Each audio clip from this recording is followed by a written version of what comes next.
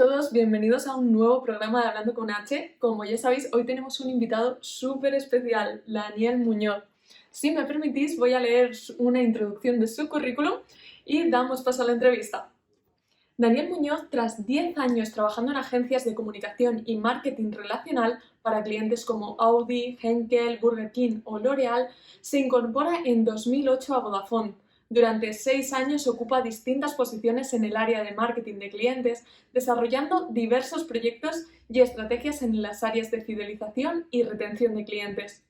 Posteriormente ha sido director de CRM en Wharton y la Universidad Europea, responsabilizándose de la definición e implementación de las estrategias en torno a la gestión del lead y del cliente a lo largo de todo el ciclo de vida, y de otras funciones muy vinculadas a esta posición como son Market Research, atención al cliente, Analytics o planificación comercial. Actualmente dirige Fulano y Mengano, una consultora que da soporte a cualquier área de una compañía con la necesidad de abordar el desarrollo de estrategias poniendo el foco en el cliente. Y no hablemos más, damos paso a la entrevista con Daniel Muñoz. Daniel, un placer tenerte con nosotros en esta nueva edición de Hablando con H. Muchísimas gracias. Hemos venido amagando en una serie de programas que vamos a tener una visita extraordinaria y hoy tengo a Daniel Muñoz. Daniel, nos conocemos desde el año 2014. Sí, señor.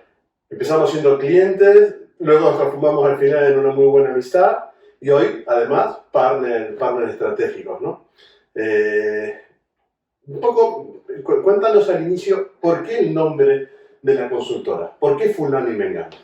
Pues Fulano y Mengano surge porque, bueno, suceden muchas compañías que cuando empiezan a tener una base de clientes importante, y no solo en el entorno del B2C, también en el entorno del B2B, empieza a ganar anonimato el cliente. El cliente empezamos a perderle la pista, empiezan a ser esos fulanos y menganos, y yo creo que ahí es donde cometemos muchas veces el error, ¿no? De empezar a dejar de conocer a nuestros clientes, que al final son un activo importantísimo dentro de las compañías, primero porque es la razón de la existencia del negocio.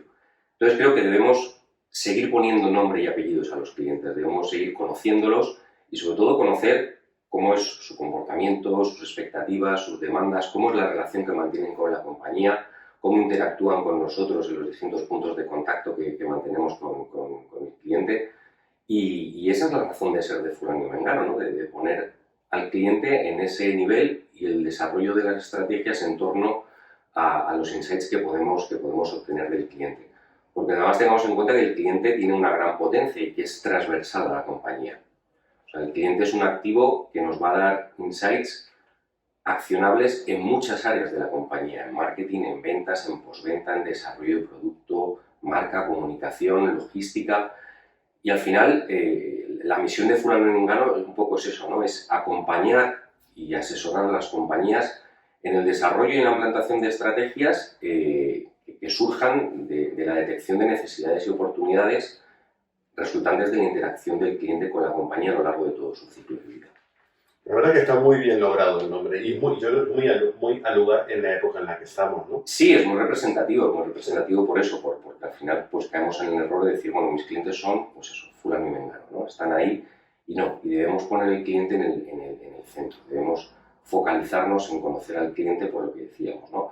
Por el desarrollo muchas veces de estrategias donde obviamente procesos, tecnología y todo lo demás tiene una gran importancia dentro de la compañía, pero el cliente o el CRM, como nosotros entendemos el CRM, creo que también es importante aclararlo, ¿no? CRM no es un software, no es una base de datos, no es un registro de interacciones con los clientes. CRM es el desarrollo de una estrategia empresarial poniendo al cliente en el centro, focalizándonos en el cliente. Y el CRM al final, para mí, es como una escalera, ¿no? Una escalera donde tenemos que ir subiendo peldaño a peldaño y en el peldaño más bajo tenemos los datos del cliente. Datos de contacto, identificativos, transaccionales, comportamentales, cualitativos, todo lo que podamos conseguir de nuestros clientes. Siguiente peldaño, esos datos tenemos que ser capaces de almacenarlos y generar información. Y entra la labor de data warehousing, las bases de datos relacionales y conseguir una buena estructura de los datos para tener una información que sea explotable. Que ese es el tercer peldaño, ser capaces de extraer conocimiento de esa información. Ser capaces de encontrar aquellos insights de la información que nos permitan, con ese conocimiento, ya pasar al siguiente paso, que es la estrategia, desarrollar estrategias con todo eso que hemos aprendido de nuestros clientes. Y, por supuesto, ya realizar las acciones oportunas. Sin olvidar que en mitad de todo esto tenemos que tener muy claro todos los temas, el forecasting y la monitorización. Debemos establecer previsiones de cuáles son los objetivos que nos marcamos y monitorizar, ser capaz de tener un reporting de los datos para ver cómo van funcionando nuestras acciones y de ese modo retroalimentarnos y entrar en un proceso de mejora continua. Y llevarnos más allá, ¿no? No quedarnos simplemente con la analítica del dato, sino ser capaz de transformarlo en un modelo que nos permita realizar acciones, conseguir mejoras, trabajar sobre los ratios de conversión y demás.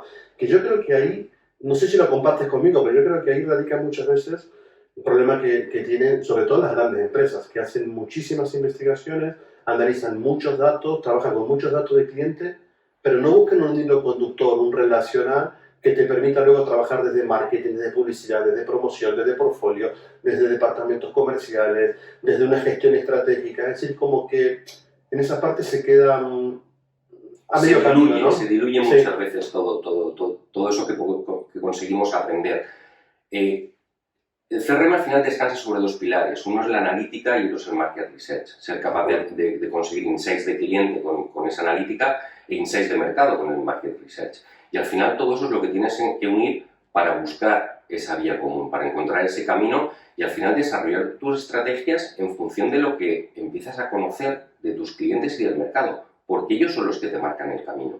Sí, tal cual. O sea, la toma de decisiones en tu mesa, en tu despacho, en tu cubículo, por decirlo así, pues muchas veces nos lleva a tomar decisiones por la experiencia pasada, por intuición, pero al final, para mí debemos de trabajar lo que es el Customer Data Driven Decision Making, el tomar la información que tenemos porque es la que nos va a dar las pistas de hacia dónde tenemos que andar, que cuál es el camino que tenemos que tomar con esa información de los clientes. Sí, y como bien dices, muchas veces esa información que decíamos antes, que el cliente es transversal a toda la compañía y te va a dar insights para muchas áreas de la compañía, pues muchas veces se acaba diluyendo y bueno, y empezamos a tomar caminos diferentes en distintas áreas de la compañía y no logramos converger en función de lo que hemos aprendido de nuestros clientes.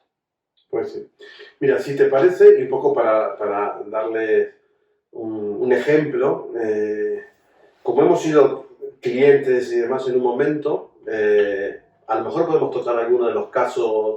No sé, se me viene a la cabeza aquel estudio del comprador de GAE, ¿no? Que habíamos hecho, de conocer un poco todo ese proceso de compra, y me parece que es un tipo de estudio que hicimos interesante en su momento y que es multienfoque y que te puede, digamos, que te aportaba información para que trabaje en los distintos departamentos de una compañía. Y yo, bueno, no sé al final qué se llegó a hacer o no, pero ¿te parece que hablemos un poco sobre ese estudio? Sin duda, además me pareció un estudio que fue interesante porque, bueno, combinaba primero el porqué del estudio, ¿no? Al final, dentro de una compañía de retail tecnológico, como era el caso en la que estábamos trabajando, de electrónica de consumo y electrodomésticos, pues bueno, pues tú al final te encuentras con un director de la categoría de blanca, donde, bueno, tienes una gama de productos que es GAE, gran electrodoméstico, y empiezas a ver, pues cómo a lo mejor tus cifras no son las esperadas, no son los objetivos que tenías establecidos, empiezas a ver cómo empiezas a perder cuota de mercado, o cómo no sigues la tendencia del mercado en los crecimientos y vas un poquito por debajo de la curva. Y bueno, te empiezas a plantear qué está ocurriendo, ¿no? Ese director de categoría pues empieza a preguntarse cuáles son los motivos. ¿Tenemos un surtido muy diferente a la competencia? Pues a lo mejor no, tenemos una gama equiparable.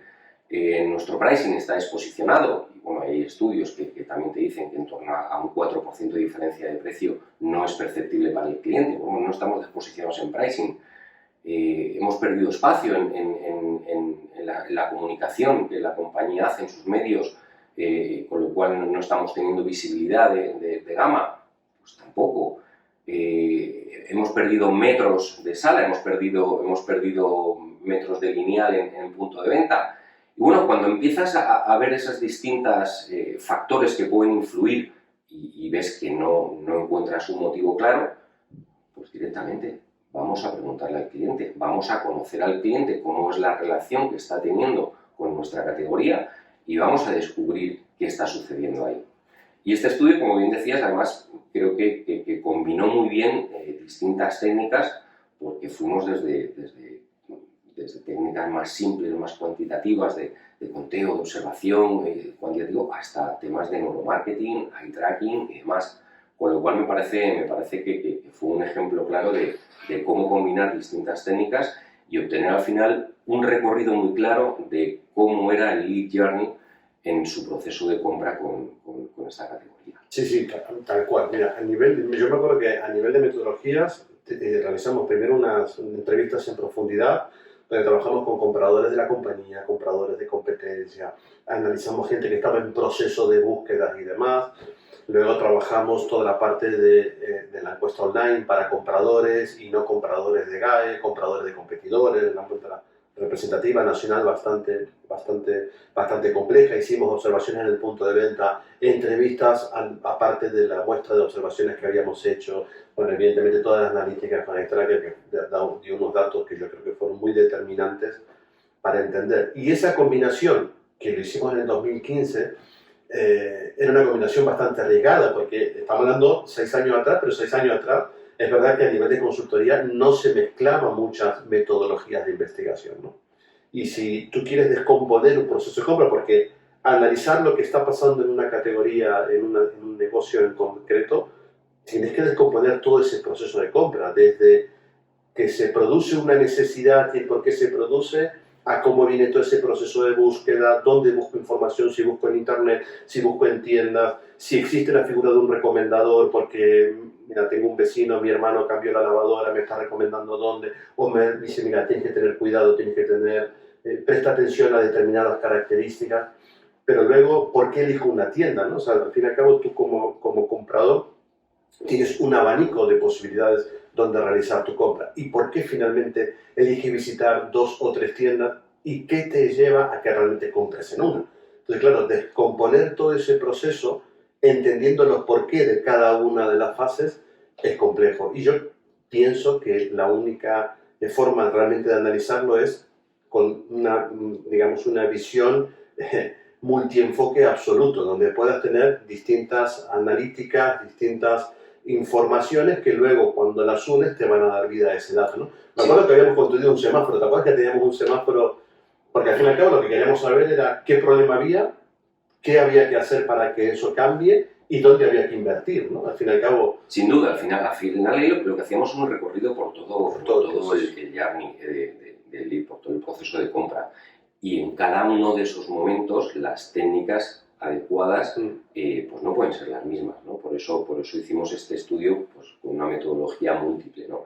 Nosotros ahí partíamos, pues bueno, si descomponemos un poco ese lead journey, ¿no? La fase de dreaming, discovery, immersion, al final conversión, partíamos desde la base de por qué surge la necesidad de comprar un gran electrodoméstico. Que incluso recuerda que lo descompusimos también en distintas categorías, porque probablemente no es lo mismo la compra de una lavadora que de un frigorífico. Entonces ahí descompusimos distintos sí, creo que habíamos trabajado en la línea de lavadora, bueno, toda la parte de encastre, lavadora, frío, lavado y no sé si fue lavavajillas, ¿no? Sí, lavavajillas. De hecho, mira, me acuerdo en ese tema concreto que básicamente la combinación de la parte cuantitativa a compradores de esa tienda, de esa insignia, y el aporte que nos dio el Extracker, lo que nos permitió realmente detectar que los problemas no eran ni de portfolio ni de pricing, era una cuestión de comunicación de estímulos en los lineales, donde había que cambiar, había que modificar, porque era un problema de percepción. Y como decimos siempre, la percepción es la realidad del cliente, nos guste o no nos guste, ¿no? Indudablemente. Y un tema, tu realidad es una, pero la realidad es la que el cliente percibe. Y al final, por eso descompusimos, ¿no? En distintos productos, porque desde la detección de la necesidad, ¿por qué surge la necesidad de comprar un gran electrodoméstico? Pues puede ser simplemente porque quieres hacer un upgrade, puede ser por un problema de una sustitución, porque has tenido una avería y necesitas sustituirlo. Y entonces ya empiezan a entrar en juego, pues eso, quiénes son los distintos perfiles que influyen dentro del proceso de decisión de compra, ¿no? Es una decisión de compra que tomas de forma autónoma, en conjunto con la familia, con la pareja. ¿En quién te apoyas para tomar esa decisión? Porque al final un gran electrodoméstico también tiene un coste elevado y una durabilidad también larga, con lo cual al final necesitas estar seguro y reforzar tu decisión de compra, ¿no? Entonces te empiezas a apoyar, por lo que decíamos, un vecino que ha hecho una compra reciente y tiene información fresca, empiezas a buscar información en blogs, en las distintas páginas web de los fabricantes, de los retailers, y a partir de ahí empiezas a construir todo tu proceso mental de decisión de compra, ¿no? Empiezas luego a hacer un proceso de inmersión donde empiezas ya a buscar información mucho más concreta, más de detalle, donde ya entran en juego las características del producto y vamos desde el ahorro energético hasta la durabilidad esperada, un montón de factores. Pero esos son los factores clave que van a influir en la decisión de compra del cliente. Y eso es lo que tenemos que encontrar en cuáles son los key drivers de decisión de compra del cliente, porque eso es en lo que tenemos que apoyar nuestra comunicación. Así es como debemos trasladar el producto al cliente.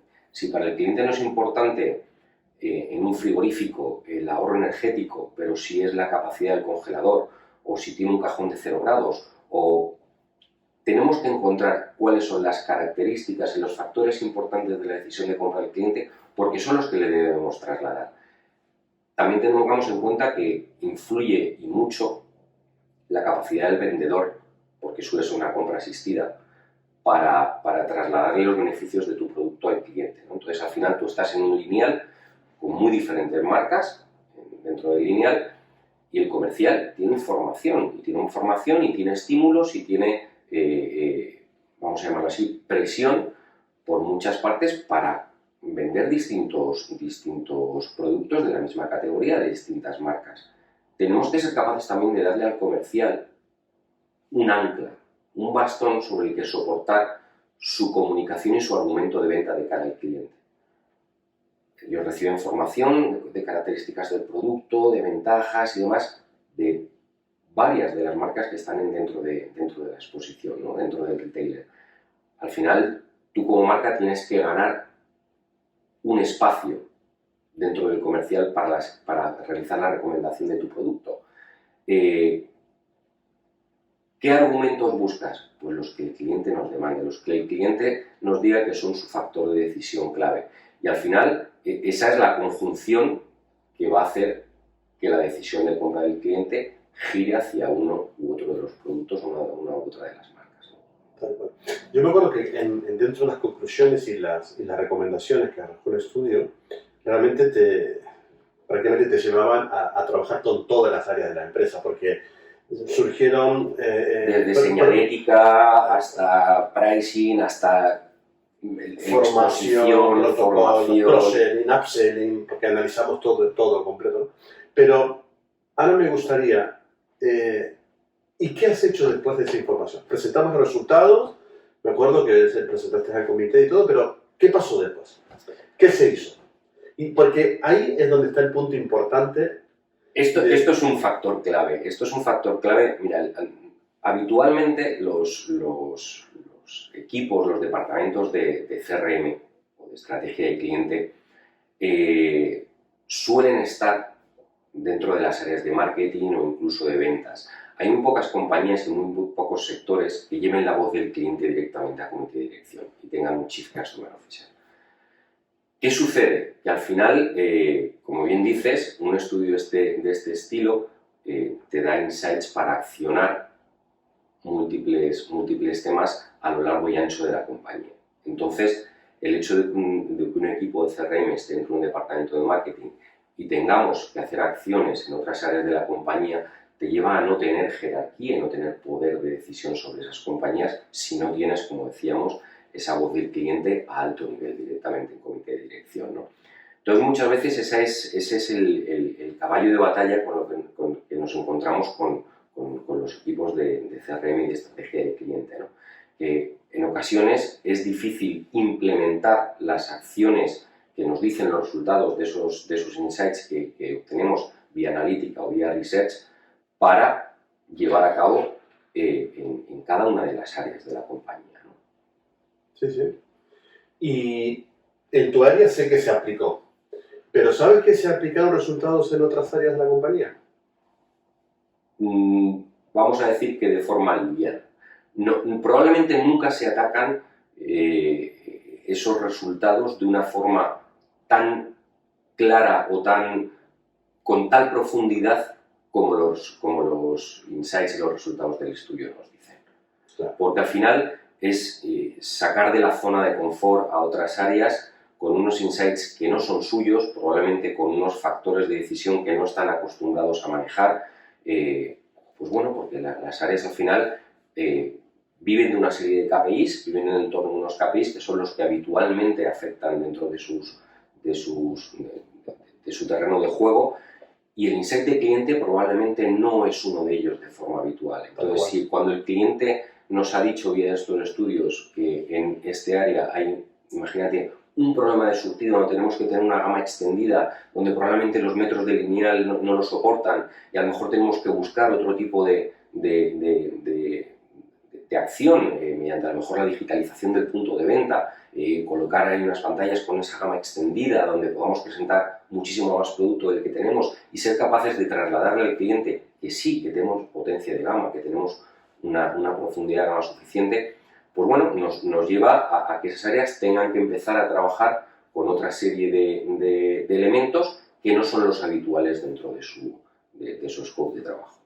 Tal cual. Por eso yo soy un defensor y está un poco en el ADN de la empresa nuestra, ¿no? De decir, hay que usar la tecnología y hay que usar la innovación. Es decir, yo creo que un problema grande es que todavía se sigue trabajando con informes en PDF, PowerPoint, y al fin y al cabo eso es una cosa que se presenta, se hace una reunión de presentación de resultados, a lo mejor incluso lo mira el comité, pero luego queda ahí, queda en un cajón. Y hay que darle vida, ¿no? Por eso nosotros intentamos trabajar toda la parte de información, toda la parte analítica realmente ya en entornos web, en entornos digitales, ya donde realmente puedas tener acceso, esa información pueda ser consultada por distintos departamentos, con distintas visiones, o sea, que realmente y nos dé insights accionables, que nos digan cuáles son las palancas que tenemos que mover. Exacto. Para buscar los goals o buscar los objetivos de la compañía. Mira, un estudio que habitualmente hacen, me atrevería a decir que el 90% de las compañías, es un estudio NPS, de recomendación de cliente. Y ese estudio normalmente no se queda en algo cuantitativo de saber cuántos promotores, cuántos detractores tenemos, sino que vas un pasito más allá para conocer cuál es el motivo de su recomendación o no recomendación. Cuando tú vas a ver las conclusiones de los detractores y el porqué y los motivos que te dicen, me duele decir que en la mayoría de ocasiones eso no se traslada a un plan de acción. Si conocemos los motivos por los cuales los clientes no nos recomiendan, indudablemente el siguiente paso es establecer una acción para corregir aquellos factores que obviamente tenemos que dividirlos en lo que son quick wins, que siempre encontramos temas clave que podemos corregir de forma inmediata para empezar a actuar y corregir esas deficiencias, y planes de acción más a medio y largo plazo. Pero desgraciadamente estamos hartos de ver cómo pues al final esos insights quedan ahí, probablemente se tocan pequeñas cositas para corregir algo, pero no vamos a un plan de acción justo. No vamos a un plan de acción amplio que realmente nos lleve a modificar las actuaciones que teníamos y que nuestros clientes nos están diciendo que no les gustan. Por mucho que pueda cumplir con nuestra auditoría de procesos, con nuestro quehacer habitual, pero si el cliente no lo percibe como algo positivo que nos lleva a conseguir los objetivos de la compañía, pues inmediatamente hay que impulsar un plan de acción en esa área. Tal cual. Nosotros siempre decimos que un cliente te habla hoy por todos los sitios, ¿no? Porque la voz del cliente la tienes en redes, en foros, en la recomendación que le generó de una u otra persona, la tienes porque has hecho un estudio de NPS, la tienes incluso en un estudio de satisfacción también, pero la tienes también en el ticket de venta, que ves el cliente, tú puedes ver trazabilidad, puedes ver frecuencia, visita, revisita, si incrementa categorías, o sea, puedes ver un poco ese grado de lealtad que vas consiguiendo con el cliente y que al fin y al cabo eso te permite construir una marca, una reputación que sea sólida a largo plazo. Pero ahí sí creo que coincidimos plenamente. Es decir, yo creo que se quedan cortos. Es decir, el flujo de información que viene del cliente tiene que llegar a la dirección para que se impulsen los planes de acción, y ahí muchas veces se producen cortocircuitos por intereses, por muchas cuestiones, entre áreas y demás. Pero porque al final el cliente tiene que tener ese impulso que bien decías, Sí. tiene que venir empujado desde arriba. Decías ahora algo importante, bueno, ¿cómo obtenemos la información del cliente? No todas las compañías, porque no todos los productos o los servicios que se ofrecen llevan implícito detrás una cesión de los datos, donde empezamos a conocer al cliente, a ponerse nombre y apellidos que decíamos al inicio, ¿no? Pero al dejar de ser fulano y mengano. A dejar de ser fulano y mengano, pero el mero ticket ya nos está dando gran información de qué día se produce la compra, a qué horas, qué productos, ticket medio y frecuencias. Es decir, muchas veces nos planteamos decir, claro, que para conocer a mis clientes necesito desarrollar una herramienta donde empiece a captar los datos del cliente. Sí, ojalá, y eso es buenísimo. Y ojalá en todos los casos pudiéramos implantar las herramientas. En los retailers pasa mucho. Sí. ¿Qué es lo que podía conocer un retail de electrónica, electrodomésticos en su momento? Pues que el cliente era una persona que entraba por la tienda, se acercaba a una estantería, cogía una batidora, pasaba por caja y fin. Bueno, ya sabemos mucho. Ya sabemos mucho si empezamos a medir tráfico, si empezamos a medir esos tickets y demás. Pero bueno, busquemos una herramienta, busquemos algo que nos permita pedirle al cliente, porque tengamos en cuenta que la información no es gratis, los clientes no nos van a dar datos de forma altruista, pero seguro que la compañía siempre ya estamos haciendo mucha serie de acciones de valor añadido, que a lo mejor solo tenemos que paquetizarlas y realizar un entorno de valor añadido alrededor de esa herramienta, que puede ser una tarjeta de fidelización, que puede ser lo que sea, una herramienta de comunicación con el cliente, una suscripción a una newsletter, a un contenido, el inbound marketing, donde dotemos al cliente de contenido relevante que le interese, y al final es paquetizar eso y ofrecérselo para el cliente. A cambio nos empieza a dar sus datos, empecemos a registrar sus transacciones, conocer qué compran, cuándo lo compran, cómo lo compran, por qué. Esa vía de comunicación, ese diálogo que ya puedes empezar a mantener con el cliente, a profundizar en cómo es la tecnología que tiene instalada en su hogar, qué antigüedad tienen sus productos, los servicios que le ofrezcamos, cuándo finaliza una permanencia en un seguro, en un contrato de servicios. Toda esa información es la que nos lleva luego a poder establecer un diálogo inteligente con el cliente y empezar a contarles en el momento oportuno, cuando tienen que tomar las decisiones de compra, primero acciones de cross-selling inmediatas cuando compran un producto. Luego nosotros conocemos cuál es el periodo de vida de un producto, con lo cual con el periodo de vida de un producto y el periodo de decisión sabes en qué momento tienes que empezar a hablarle de renovación de producto. Entonces, ese diálogo inteligente que empiezas a establecer con el cliente es el que te permite que tus acciones de marketing, de ventas, mejoren indudablemente los resultados. Y que te va a ayudar a optimizar los budgets, absolutamente. Te incrementa el lifetime value, optimizar los presupuestos de marketing. Eres capaz de que la fuerza comercial también tenga un valor increíble en el momento en que puede establecer un diálogo inteligente con el cliente y no ofrecer determinados productos que a lo mejor hace 3 meses que los ha comprado o que su permanencia lo obliga todavía a estar 10 meses más en la compañía, y entonces estamos perdiendo ahí la capacidad de empujar dentro de nuestra base de leads a los leads correctos por el funnel de ventas para que la tasa de pérdida en las distintas fases no sea grande y podamos conseguir unos conversion rates. Al final, buscar la estacionalidad en nuestras acciones, buscar eso dentro de nuestra masa de leads, cuáles son los adecuados a impactar en cada momento y a empujarlos por ese funnel para conseguir ese ratio de conversión. Daniel, me quedaría hablando horas porque son temas que me apasionan, pero ya vamos con un rato largo de... Tendremos ocasión. Entonces, repetiremos programa, pero mira, siempre nos gusta cerrar dando algún consejo. Entonces, hoy que estás tú, me voy a quitar de esa parte y te la paso a ti, ¿vale? Entonces, ¿qué consejo le darías a un empresario? Pero buscamos siempre un consejo que no sea para aplicar a una empresa grande solamente, sino que puede ser aplicada, digamos que una persona tenga un comercio, tenga una pyme o tenga una gran empresa que pueda aplicarla. ¿Qué consejo podemos cerrar sobre lo que estamos hablando? Pues para mí, Ya le dije a ellos, esto para mí y en este caso que hemos tratado me parece algo muy importante eso, el no perder de vista al cliente, el no dejar de ponerle nombre y apellidos a los clientes, conocer cuál es su comportamiento, sus expectativas, sus demandas para con la empresa y elevar esa voz del cliente directamente a comité de dirección, llevar al cliente como un activo más dentro de las distintas áreas de la compañía, porque seguro que esos grandes directores de distintos departamentos, de distintas áreas o directores generales, pues conocen el nombre de sus de 3 personas de su equipo, conocen los 3 KPIs que siguen habitualmente, semanalmente, de cómo es el performance de su negocio, conocen quiénes son sus 3 principales competidores, conocen cuál es el pricing de 3 de sus productos, pero muchas les preguntas, ¿y cuál es el nombre de 3 de tus clientes? Y obviamente no es una pregunta de fácil respuesta.